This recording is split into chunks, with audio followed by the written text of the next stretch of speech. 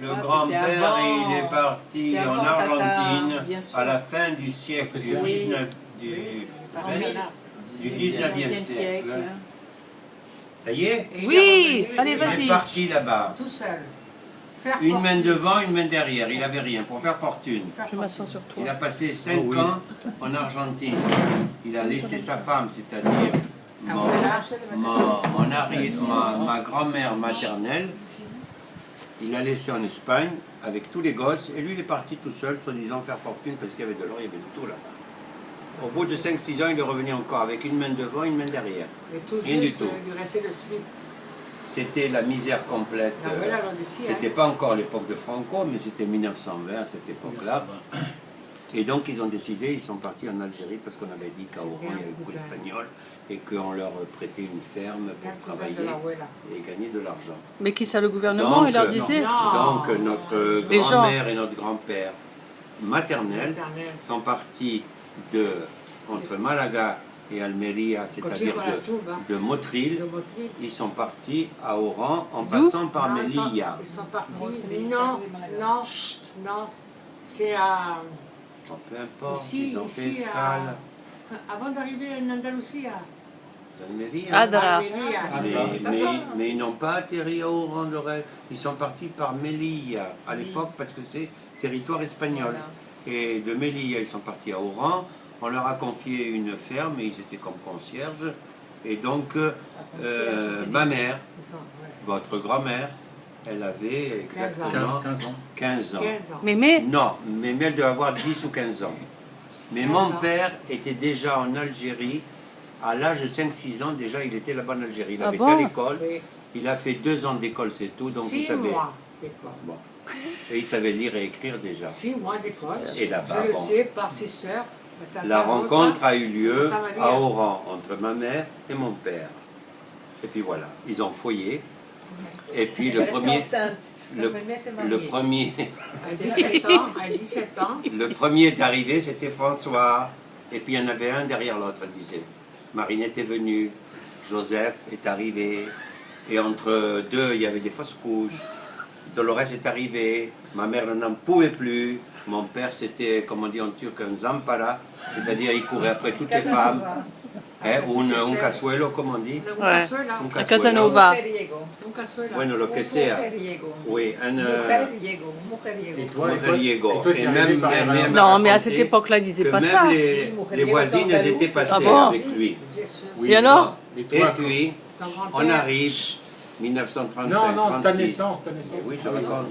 On arrive, donc, moi je suis né en 1939, donc la deuxième guerre arrivée mondiale. Et de l'autre côté, en Espagne, c'était le franquisme, tout le monde s'échappait, etc. Et puis mon père ne voulait pas qu'on soit espagnol. Comme eux étaient espagnols, ils ont dit, moi je veux rien savoir, la misère qu'il y a en Espagne, ils n'étaient pas bêtes, ils disaient tout ça. Et il a dit, français si on vous adopte.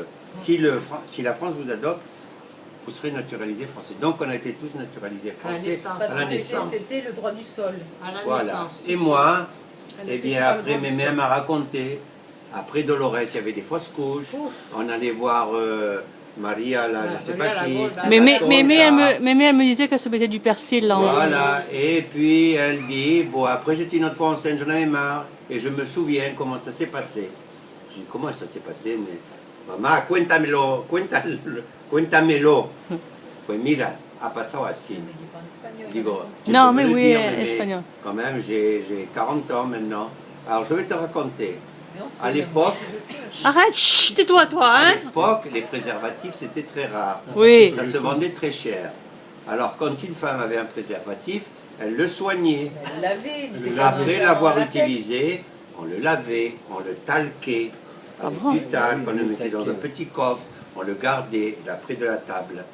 Et ton père, quand il venait à 2h, 1h, s'il n'avait rien trouvé, il venait m'embêter.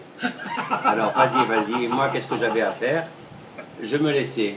Bon, le lendemain, le truc par terre. Allez Maria, cogelo. Maria, elle va le prendre, elle va le laver, et en mettant de l'eau pour le rincer, elle dit « Ouh, ça coulait !» Ça coulait, ça y est, qu'est-ce qui va arriver? Bon, une chance sur 10 peut-être. Et puis après, ça a commencé à grossir. Et celui-là, je le veux pas. Moi, j'en ai marre. Et celui-là, je le veux pas. Et vas-y, comme elle dit Mme Sapati, et vas-y que tu te mets du persil. Vas-y que tu te mets. Des aiguilles à tricoter. Des aiguilles à tricoter. Et vas-y que tu te mets ça. Et vas-y que tu montes sur les tables et que tu sauces. Je ne te veux pas. Je ne te veux pas. Et à la fin, elle dit, c'était déjà de 3-4 mois. Et j'en pouvais plus. Elle dit, on m'avait dit, là-bas il y a une pharmacie, vas-y, oui. Parce que celle-là, elle te donne un médicament que tu ravias et tu le jettes. Elle dit, là-bas, je suis allé. Mais il n'y avait rien à faire, tu ne sortais pas. Et après, j'ai abandonné, j'ai dit, ce petit malheureux, il va sortir tordu. C'est pas possible qu'il sorte bien. Ça, c'est sûr, hein. Et voilà, je suis arrivé. 5 kilos. Et puis 5 kilos. Et 3 jours après, on m'a mis des colombes, des pigeons, on les a ouverts, on les a mis sur la table parce que j'allais mourir. Ah bon? Et oui, vrai? dans le mauvais œil. Là, tu avais 2 ans. Parce que tu me filmes là, non? Ou tu me... Oui, oui, oui, bah, bien sûr que je Deux filme. ans. Dieu, bah, que continue, Le mal de haut, tu avais 2 ans. non, non, et ça, il paraît qu'on m'a ouvert. Et je vais vous montrer Mais maintenant attends, sur il Internet. a- Il dit que ton père, il a dit non, c'est pas mon C'est pas fils. lui, Oui, c'est mais, la capote. mais dis, écoute-moi, après, il était tchalé de moi, hein, la vérité. Hein. Il était tchalé. Oui, mais en attendant, Mais qui c'est qui t'a mis les oiseaux morts Maria sur la Lagonda. tête? On m'a mis des trucs. Maria Lagonda. Maria Lagonda. Elle a enlevé les mal de haut. Ça, c'est un mal Et après, il était content de moi. Mais parce que tu étais malade? C'est pour ça? Oui, j'avais le mal des Alors, ojos les qu'on yeux dit. noirs, les cils noirs, et ça, blond. Oui, mais ça, tu sais comment on appelle en espagnol, le mal des ojos. Non, mais ça, Tati, elle te l'enlève. Hein. Il avait Oui, oui, mais on le sait. Oui, avec une. Mais Annie Ortega Tati, aussi. elle vient Et et alors, Annie Ortega, elle prend une poêle, Oui. elle te met de l'huile, Ça, c'est Oui. pour elle le te soleil. jette un Pour le truc, ça soleil. Ça, éclate c'est pas- et ça s'en va tout. C'est pour les Ça, c'est pour la insolations. tu pas d'un coup de soleil. Mais ça va Toi, passer c'est sur pour le Internet, mal sur de haut. YouTube, ne parle pas de Tati. Ah non, non, Alors, il avait les lèvres violettes. Il ça, avait... ça, je ne sais pas. Hein. Adéo. Mais moi, je me Je sais rappelle. que tu m'as vu, d'accord. Comme ça, comme ça, comme Alors, ça. je vais vous montrer dans le Hamdi où je suis né, dans Internet, parce que j'ai retrouvé des photos faites en 1963, juste avant le départ. On n'habitait plus là. Tu vas voir dans la grotte où je suis né. Dans la Parce que grotte. la maison que tu vois là, c'est... Tu te demandes. Quelle grotte? Ben là, à Mélis où on était. À Mélis. Mais vous croyez qu'on était dans une maison de maître. Et vous, on était pauvres comme Non, tout. mais Hein. quand même, les plafonds, ils étaient hauts, hein. Quand même, hein. Ah bon? Il n'y avait pas de cabinet. Et pourquoi on a appelé Marcel? Il n'y avait pas de cabinet. Et Marcel, oui, oui, on Ça m'appelle vient- Marcel. Pourquoi on a appelé Marcel? Marcel Cerdan. Parce que Chalet. il était ami de Marcel Sardin. Non, pas lui.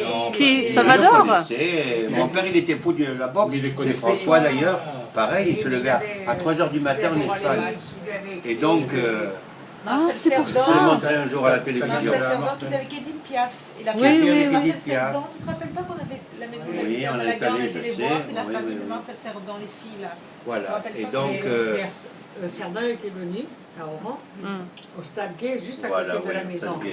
Et moi, et il n'arrivait pas. Mon père, à le toucher, il n'arrivait pas à le toucher. Il m'avait mis sur ses épaules, il m'avait dit tocalo, tocalo, tocalo. Et touche-le, touche-le, et touche-le. C'était Cerdin, il le, m'avait touché comme ça. Et mon le père, champion après, du monde de boxe. ma main, Il se était- la frottait partout.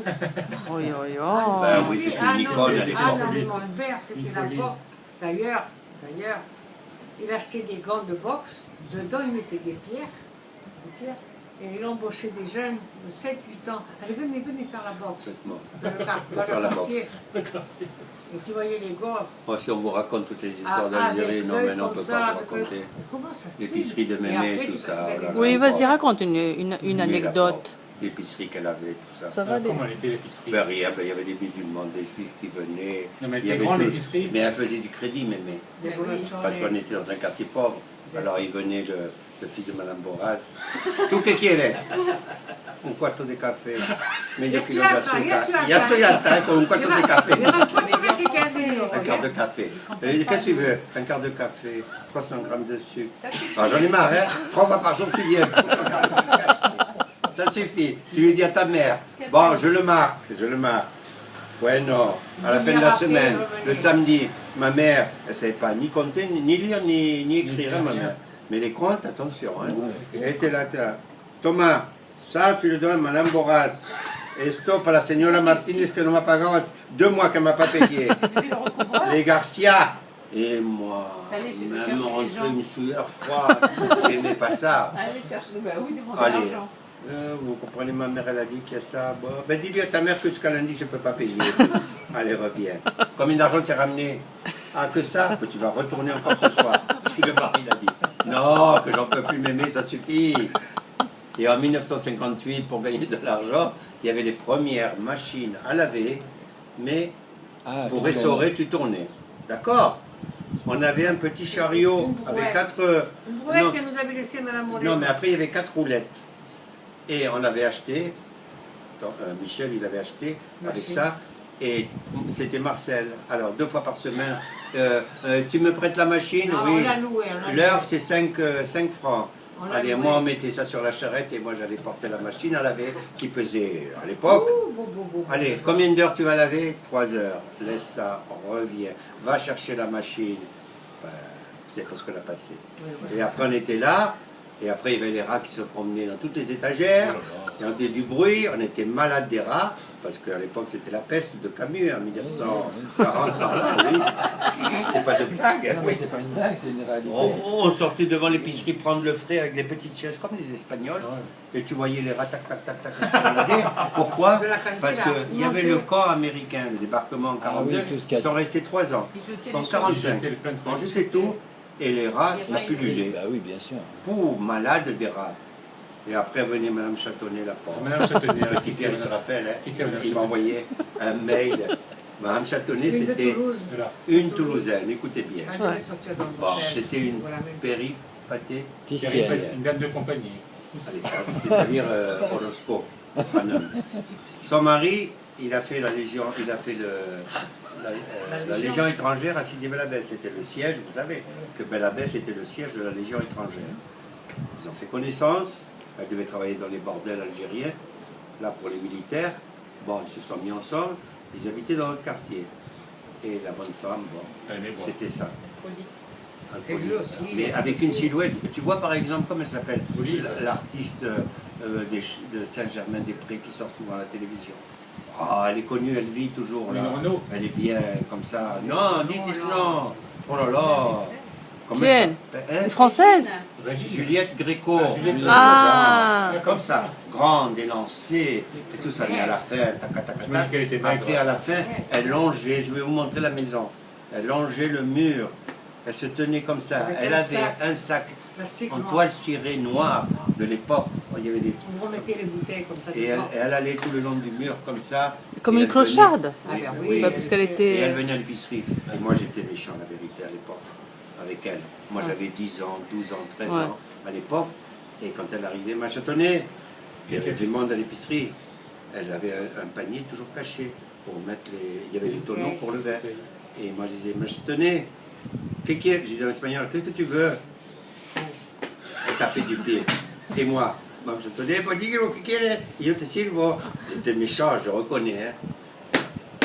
Te voy a dar una guanta americana. Dis-toi, je vais te donner une gifle américaine. Parce qu'elle ne voulait pas qu'on lui demande ce qu'elle voulait. Parce que moi, je savais parce ce qu'elle qu'elle voulait. avait reçu une torta d'un Américain. Ah bon? On dirait des gifles américaines. Si on te donne une gifle Parce américaine. qu'ils étaient grands, ils avaient des grandes mains. Voilà. Et alors, elle repartait. Mais 2 heures après, elle revenait tout le long du mur. Et à la fin, c'était plus du vin qu'elle buvait, de l'alcool à brûler. On avait au détail. Et après, à un certain moment, c'était des mignonnettes d'Anisette. Comme ça. Ma mère, elle versait dans des petites, elle n'était pas bête, parce qu'en vendant la grande, tu gagnais 10, mais en les vidant dans les petites, tu gagnais 20. Alors, elle mettait là-dedans. Et puis voilà. Mais elle faisait un pas en avant, 2 pas en arrière dans l'épicerie. Non, ça c'est c'était une note. Maria Patras. Maria Patras. Elle venait, elle faisait un pas, 2 en arrière. Alors elle mettait un temps infini. Elle n'arrivait pas à rentrer. Attends, je vais mettre On comme ça. l'appelait comme ça, Maria Patras. Ouais, maintenant de ce côté. Et attends, mais vous ne connaissez pas la dernière. Mets-toi Mon là. père, comme il aimait les animaux, il ramenait toujours des chats, des chiens à la maison. Et à Ah. l'épicerie, il avait mis une petite étagère, mais à la porte d'entrée. Et là, qu'est-ce qu'il ramène un jour, Monique? Ah, ça. Un petit singe. Un petit singe, tu sais. Couleur de tes cheveux comme ça. Avec tes noms, on a colonne Hein? avec une chaîne. Il était là et tout le monde.